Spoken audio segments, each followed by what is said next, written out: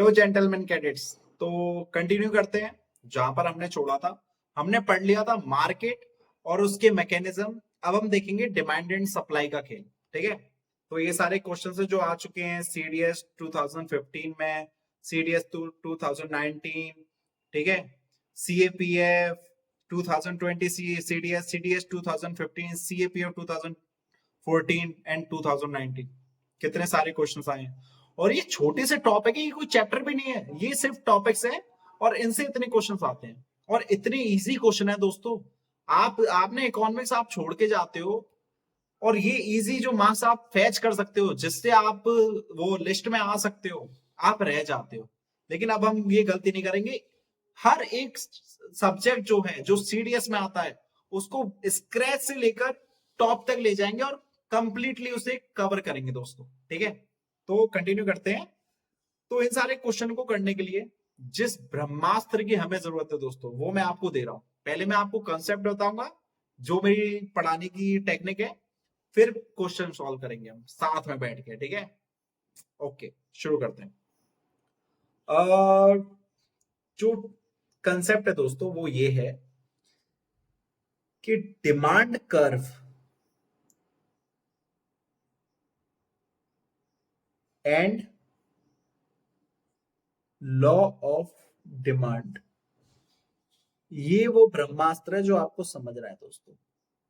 मैं आपसे रिक्वेस्ट करूंगा दोस्तों कि अगले 10-15 मिनट इस चीज को समझने पर दे दो। थोड़ा कहीं कहीं पे आपको लग सकता है कि यार क्लियर नहीं हुआ, ठीक है, आपकी पूरी अटेंशन यहाँ पे होनी चाहिए। अगर पूरी अटेंशन है तो यकीन मानो मैं आपको समझा के रहूंगा। ठीक है, टेंशन नहीं लेनी है, ये बच्चा सा टॉपिक है, इजी टॉपिक है। ठीक है, फाड़ देंगे फाड़। तो इस टॉपिक में demand curve and law of demand. ठीक है, इफ आई से दोस्तों, पहले मैं लिख रहा हूं उसको समझते जाना, फिर समझाऊंगा तो मैं है ही। ठीक है, if prices of other goods, ठीक है, पहली चीज। दूसरी चीज, कंज्यूमर इनकम, जो कंज्यूमर की इनकम है। तीसरी चीज, टेस्ट्स एंड प्रेफरेंसेस। अगर ये तीनों चीजें अनचेंज्ड रहे, remain unchanged, that is constant रहे, इनमें चेंज ना हो। किन में चेंज ना हो? प्राइसेस ऑफ अदर गुड्स, मतलब अगर मैं किसी पर्टिकुलर गुड को खरीदता हूं तो जो अदर गुड्स हैं उनकी प्राइसेस ना घटे ना बढ़े। ठीक है, और जो मेरी इनकम है, ठीक है, वो भी चेंज ना हो।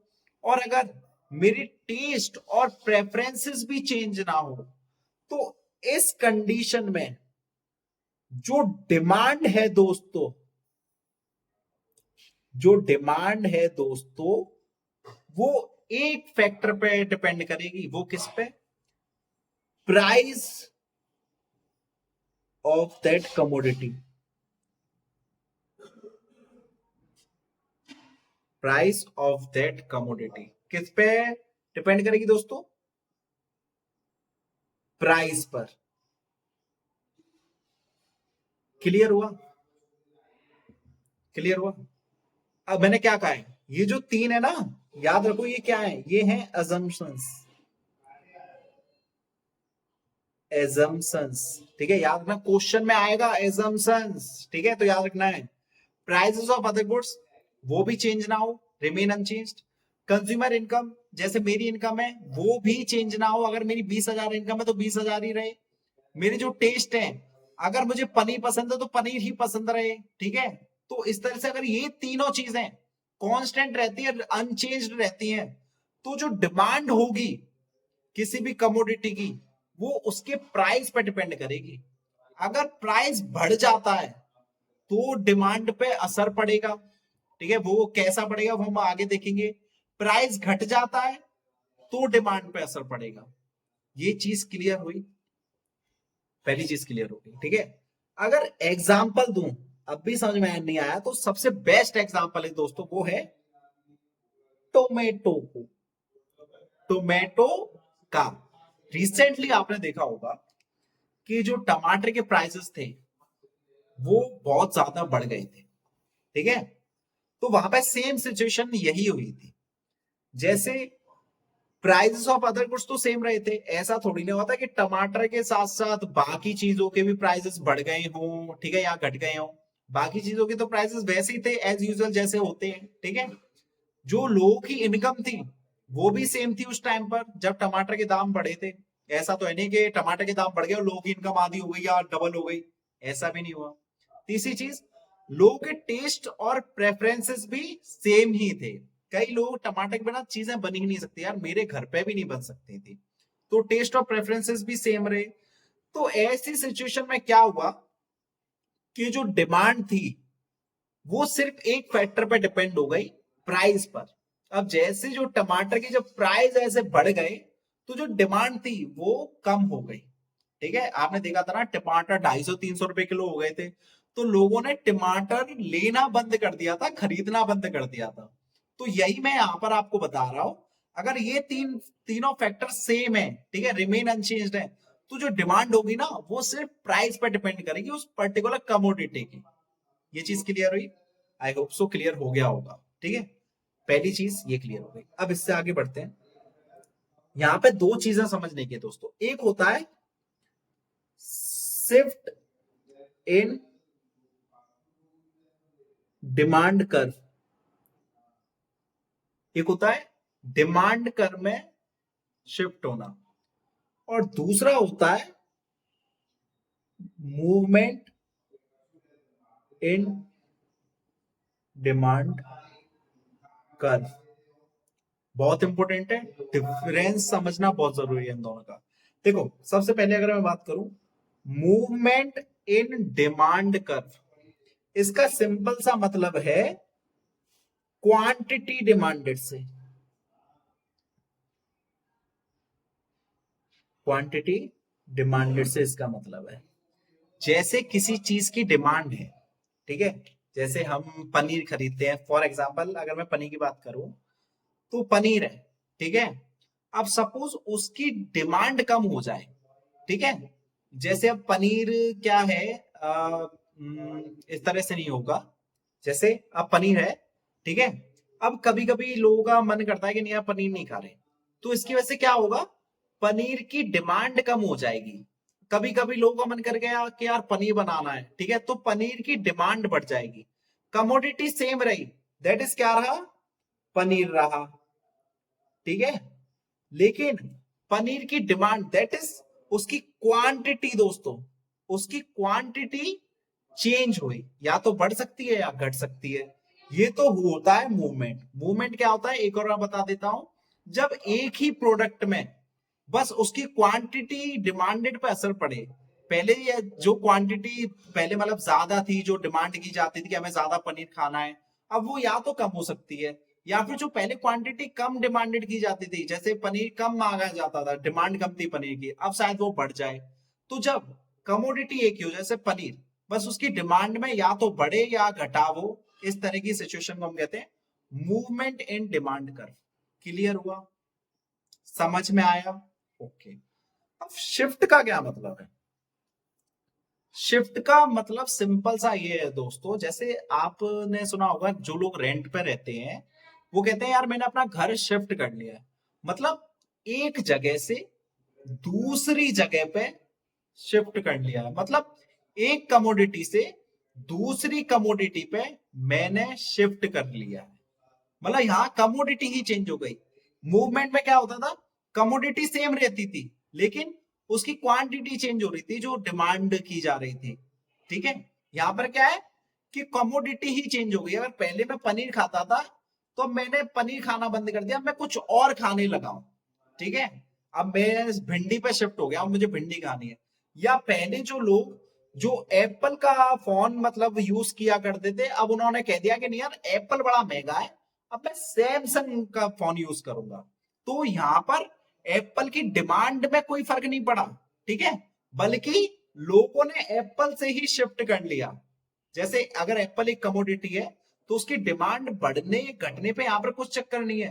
यहाँ जो प्रोडक्ट है उसे ही हटा के रिप्लेस कर दिया गया, शिफ्ट कर लिया गया एक प्रोडक्ट से दूसरे प्रोडक्ट में। ये चीज क्लियर हुई दोस्तों? आई होप क्लियर हो गई हो। ठीक है, ये चीज हो गया।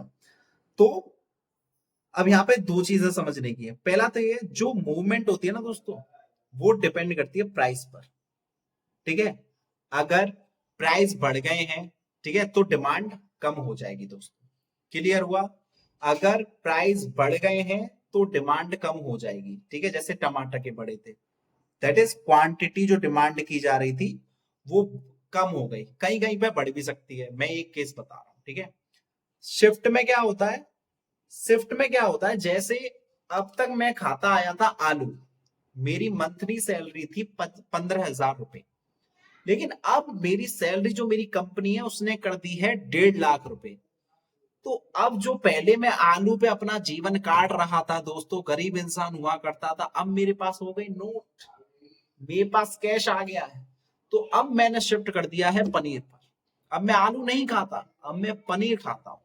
पहले जो इंसान एक नोकिया 1100 का फोन चलाया करता था, अब उसकी सैलरी में बढ़ा दूं, उसकी इनकम बढ़ा दूं, तो वो नोकिया यूज करेगा? अरे एप्पल 15 प्रो यूज करेगा वो। आपको भी करना है, मुझे भी करना है, उसके लिए पढ़ाई करना है और सीडीएस का पेपर क्रैक करना है। अप्रैल वाला अटेम्प्ट आने वाला है, अच्छे से तैयारी करनी है। ठीक है, तो ये चीज समझ में आई? दैट इज, जो मूवमेंट है वो डिपेंड करेगी प्राइस पे, और जो शिफ्ट है दोस्तों वो कुछ फैक्टर्स पे डिपेंड करेगा। वो मैं फैक्टर्स आपको बता दे रहा हूं। पहला फैक्टर है दोस्तों एवरेज इनकम। ठीक है, अगर इनकम में चेंज आ जाए, डेल्टा मतलब चेंज होता है दोस्तों, ये याद रखना, तो मैं डेल्टा यूज कर रहा हूं यहां पर, ये आपको यूज नहीं करना, ये समझने के लिए। ठीक है, एवरेज इनकम अगर चेंज हो जाए लोगों की, जो मैंने अभी एग्जांपल दिया, नोकिया से एप्पल, ठीक है, आलू से पनीर, ठीक है, आ गया। ठीक है, ओके। दूसरा होता है अगर प्रेफरेंसेस चेंज हो जाए, जैसे अब तक मैं एंड्रॉयड यूजर था, लेकिन एंड्रॉयड का में क्या होता है कि यार एंड्रॉयड के मोबाइल बस 3-4 साल की वो होती है, फिर उसके बाद बेकार हो जाते हैं। ठीक है, सॉफ्टवेयर खराब, वो खराब, हार्डवेयर खराब, सब कुछ खराब। लेकिन एप्पल की फंक्शनलिटी सेम रहती है। तो फिर अब मेरे दिमाग में आ गया कि नहीं यार, अब मैं सैमसंग को अपनी प्रेफरेंस नहीं बनाऊंगा, अब मैं एप्पल पर शिफ्ट करूंगा, अब आईफोन चलाऊंगा मैं, बहुत हो गया।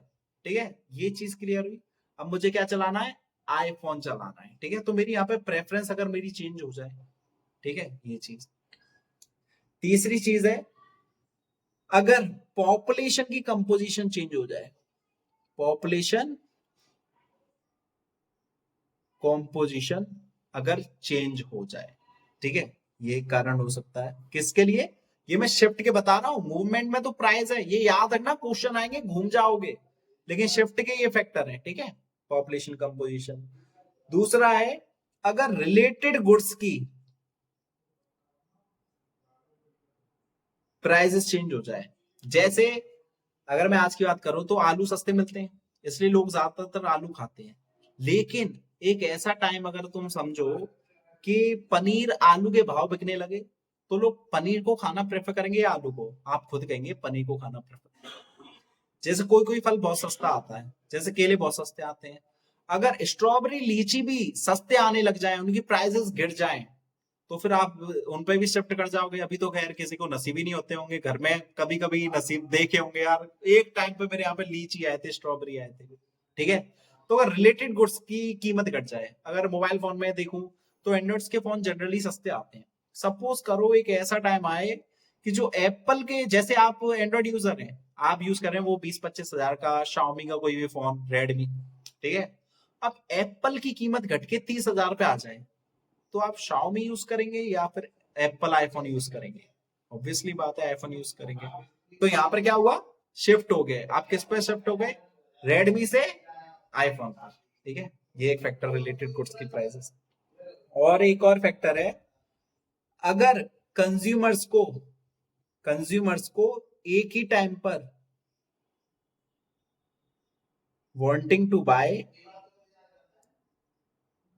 मोर एट अ टाइम, अगर एक ही टाइम पर ज्यादा चीजें चाहिए, ठीक है, मान लो कि मैं गया मार्केट, अब मुझे कोई पर्टिकुलर प्रोडक्ट चाहिए, ठीक है, अब वो क्या चक्कर है, अब वो जितना मुझे चाहिए उतना नहीं है, खत्म हो गया है। तो जैसे आप दुकान, एग्जांपल आ गया, जैसे आप दुकान पे जाते हो, ठीक है, अब आप गए दुकान पर, ठीक है, और आपने कहा कि मुझे ये चीज दे दो, तो वो चीज नहीं होती है, तो कभी कभी दुकानदार कहते हैं ना, मैडम जी, आपकी मम्मी जाती हुई, अरे आंटी जी ये तो नहीं है, पर आप इससे भी एक अच्छी चीज है वो इस्तेमाल करो ना, इसमें क्या है, ये तो बेकार की चीज है, ये आया है नया प्रोडक्ट मार्केट में, आंटी जी ये यूज करो मजा ही आ जाएगा। तो ऐसी सिचुएशन में भी जब आप खरीदने तो जाते हो और बहुत ज्यादा खरीदने जाते हो, पर वो उतनी क्वांटिटी में अवेलेबल नहीं होता है, तो आप क्या करते हो, कोई दूसरा प्रोडक्ट पे शिफ्ट हो जाते हो और उसको खरीद लेते हो कि ठीक है ये खरीद लेता हूं। समझ में आया? ओके डन, ये चीजें क्लियर हो गई। ओके सर, हमको आ गया समझ में। तो यही वो ब्रह्मास्त्र था जो आपको सिखाना था। अब आते हैं क्वेश्चंस पर, ठीक है, और जो एक आध दो कॉन्सेप्ट होगा वो क्वेश्चन के साथ समझा दिया जाएगा, घबराना नहीं है। डिमांड एंड सप्लाई का खेल, ठीक है। सबसे जो पहला क्वेश्चन है दोस्तों, सबसे पहले हम करेंगे, ये क्या है, ये which one of the following is an example of natural monopoly. देखो इसका आंसर है दिल्ली जल बोर्ड, ठीक है, ये पहले जो मैंने कराया था उसका है, मार्केट का, ठीक है, तो उस पर नहीं जाना है। ये वाला क्वेश्चन करो सबसे पहले, ठीक है, ये वाला question, which one of the following is not, याद रखना नॉट, एग्जाम में हम बहुत गलती करते हैं, नॉट को साइडलाइन कर देते हैं हम, और क्वेश्चन गलत हो जाता है, हमें आता तो होता है पर हम गलती कर देते हैं, तो नॉट पे जरूर ध्यान देना। Which one of the following is not an assumption, assumption in the law of demand. जो अभी मैंने ब्रह्मास्त्र बताया उसमें कुछ एजम्पशंस बताए थे मैंने, अब बताओ इनमें से कौन सी एजम्पशंस मैंने आपको नहीं बताई थी। पहला, there are no changes in the taste and preferences of consumers, क्या ये मैंने बताया था आपको? बताया था, ठीक है, तो ये आप सिंपली इसे कर देंगे कि नहीं, ये तो गलत है, ये नहीं होगा क्योंकि ये तो बताया। Income of consumers remain constant, consumer income में यही मैंने बताया, ठीक है, तो ये वाला भी नहीं हो सकता। Consumers are affected by demonstration effect, sir ये तो आपने मैंने सुना नहीं, तो अभी इसे छोड़ो, अभी हमें डेमोन्स्ट्रेशन इफेक्ट का मतलब भी नहीं पता। लेकिन अब चौथे पे आए, there are no changes in the price of substitute goods, ये क्या मैंने आपको बताया है, प्राइजेस ऑफ अदर गुड्स में भी चेंज ना हो, दैट मींस ये भी, अरे क्या हो रहा है, ये भी एक असम्पशन है, तो ये भी नहीं हो, तो बचा क्या, यही बचा, तो यही है आंसर। आया, समझ में आया? ओके आगे बढ़ते हैं, नहीं आया तो पॉज करो और समझने की कोशिश करो, ठीक है, ये हो गया। And what is meant by price discrimination, price discrimination का क्या मतलब है दोस्तों? डिस्क्रिमिनेट करना, इससे तो आप समझ में आ रहे होंगे, डिस्क्रिमिनेट करना, भेदभाव, तो प्राइस डिस्क्रिमिनेशन का क्या मतलब होगा, प्राइस में भेदभाव करना। आप देखते हैं ऑप्शन में कौन सा है, increase in price of a commodity over a time, बहुत गलत है ये तो। A situation where the same product is sold to different consumers for different prices, different consumers को डिफरेंट प्राइस पे बेच दिया गया। समझ रहे हो, जैसे आप सब्जी खरीदने जाते हो, तो जो सब्जी वाले के मतलब ग्राहक होते हैं, पसंदीदा ग्राहक होते हैं जो बार बार आते हैं, तो उनको वो सब्जी सस्ते पे देता है, 5 रुपए सस्ते, और जब आप जाते हो तो आपको 5 रुपए महंगे पे देता है, तो ये प्राइस डिस्क्रिमिनेशन हो गया ना, तो यही तो ये बताया गया, तो B is the correct answer. इसके बाद आता है ये, an exceptional demand curve is one that slopes upward to the right दोस्तों, upward to the right, ये चीज क्लियर हुई, upward to the right. Generally जो डिमांड कर्व होता है ना दोस्तों, वो कुछ ऐसा होता है, लेकिन एक्सेप्शनल ऐसा होता है, कैसा होता है दोस्तों, ऐसा, ठीक है, upward to the right, clear हुआ, तो ये वाला सही आंसर है। दूसरा, the value of the slope of a normal demand curve is negative, हमेशा याद रखना, जो वैल्यू होगी एक नॉर्मल डिमांड कर्व की, वो होगी नेगेटिव। जैसा मैंने बताया कि डिमांड कर्व जो होता है वो ऊपर से नीचे आता है, इसलिए जो इसकी जो वैल्यू होती है ना वो नेगेटिव में आती है, ठीक है, अगर ऊपर जाता तो पॉजिटिव में आती है, तो समझ में आ रहे हो? तो इसका नेगेटिव होगा, याद रखना। A market in which there are large number of sellers of particular product but each seller is somewhat differentiated। अरे यार कितनी बार मोनोपोलिस्टिक कंपटीशन, ठीक है, हो गया। Normally there will not be a shift in the demand curve when, कब shift नहीं होगी डिमांड कर्व में? जब प्राइस ऑफ अ कमोडिटी गिर जाएगी, प्राइस कम हो जाएगी, या कंज्यूमर ज्यादा खरीदने लगेंगे एक पर्टिकुलर प्राइस पर, ठीक है, या एवरेज इनकम राइज कर जाएगी, या पॉपुलेशन बढ़ जाएगी। बताओ कौन सा होगा? ये मैंने करवाया है, मैंने अभी कंसेप्ट बताया था। नॉट, इनमें से कौन सा है जो नहीं होगा? अब थोड़ा नीचे आते हैं दोस्तों, मैंने यहां क्या बताया था? प्राइस जो होता है ना, वो शिफ्ट के लिए नहीं होता, वो मूवमेंट के लिए होता है, मूवमेंट इन डिमांड कर्व के लिए। और यहां पे किसकी बात करी गई है? शिफ्ट की। तो उसने क्या पूछा है? नॉट बी अ शिफ्ट, तो मतलब प्राइस, क्योंकि प्राइस किसका होता है? मूवमेंट इन डिमांड कर्व का, ना कि शिफ्ट का, ठीक है। तो प्राइस, तो ये सही आंसर है। क्लियर हुआ? Okay. Demand for a commodity refers to, demand का मतलब क्या होता है? ठीक है, डिमांड का सिंपल सी मतलब है desire for that commodity, interesting, need for that commodity, quantity demanded of that commodity, somewhat close. लेकिन डी थोड़ा अच्छा लग रहा है, क्या है इसमें? Quantity demanded at certain price, ठीक है, during any particular period of time. D is the correct answer. Next, the working of the price mechanism in a free market economy refers to which one of the following?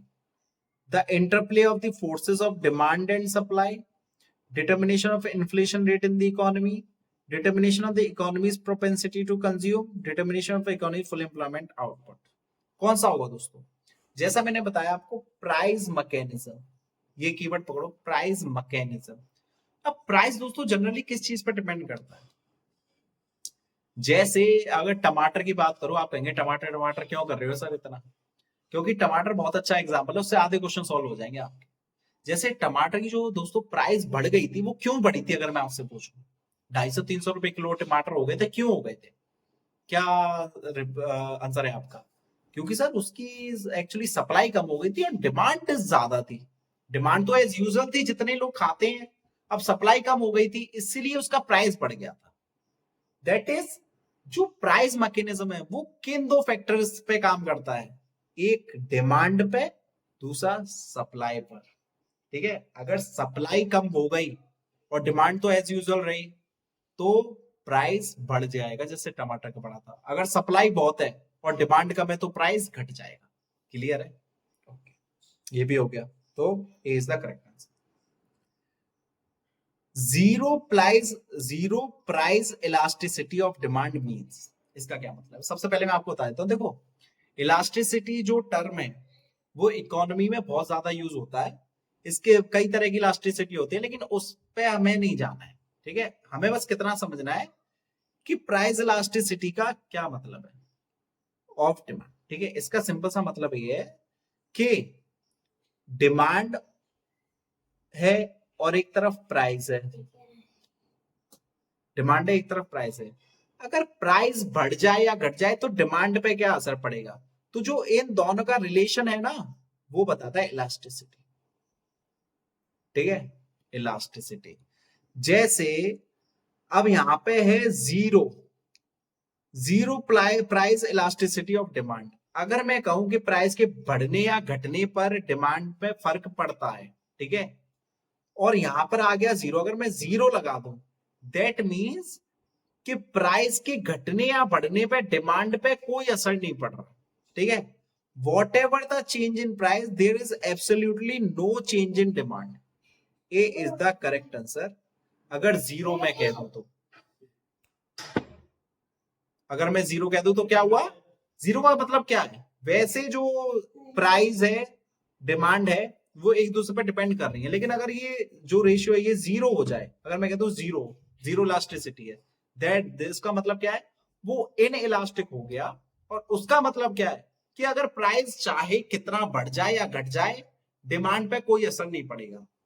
इसका मैं एक example दूं, जैसे iPhone हुआ, iPhone की अगर मैं price अभी 1.5 लाख है, अगर मैं उसे 2.5 लाख भी कर दूंगा ना, तब भी उसकी डिमांड पे कोई असर नहीं पड़ेगा। क्यों? क्योंकि आईफोन की अपनी एक ब्रांड वैल्यू है दोस्तों। लोग उसे खरीदना एक मतलब वो कस्टम मानते हैं कि हम रिच हैं, शो ऑफ के लिए। और आज की जो मतलब सोसाइटी है वो ऐसे ही काम करती है। ऑफेंड मत हो ना, आईफोन अच्छा भी होता है, मैं भी लूंगा जब मैं लायक हो जाऊंगा, अभी नहीं हूं तो अभी नहीं ले सकता। ठीक है, तो जो लोग अफोर्ड कर सकते हैं, अगर 2.5 लाख भी कर दूं ना मैं आईफोन की कीमत, तब भी उसकी डिमांड पे कोई फर्क नहीं पड़ेगा। तो इसका मतलब जो आईफोन है वो इन इलास्टिक है। ठीक है, उसमें इलास्टिसिटी नहीं है, क्योंकि उसकी प्राइस का उसकी डिमांड पे कोई असर नहीं पड़ रहा। आ गया होगा समझ में। Next is, which of the following factors affect an individual's demand for a commodity? बहुत इजी है, बताओ। Price of the commodity, income of the consumer, prices of related goods. I think तीनों ही है, तो C is the correct answer. चौथा, when some goods or productive factors are completely fixed in amount regardless of price, the supply curve is, बताओ बताओ बताओ क्या होगा? ये जो क्वेश्चन है दोस्तों, ये मैं अब आपको दे रहा हूं होमवर्क। मैंने इतने सारे करवाए हैं, ये अब आपको करना चाहिए। और जिन लोगों ने ये वीडियो देखे, मेरे कंसेप्ट समझे हैं, तो वो मुझे कमेंट में बता दें इसका आंसर क्या होगा, ABCD इनमें से क्या होगा। ठीक है, तो मिलते हैं नेक्स्ट वीडियो में।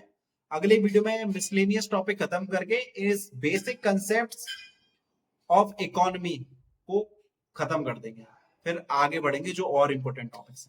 ठीक है दोस्तों, तो मिलते हैं। पढ़ाई करते रहिए और रिवीजन बार बार कीजिए।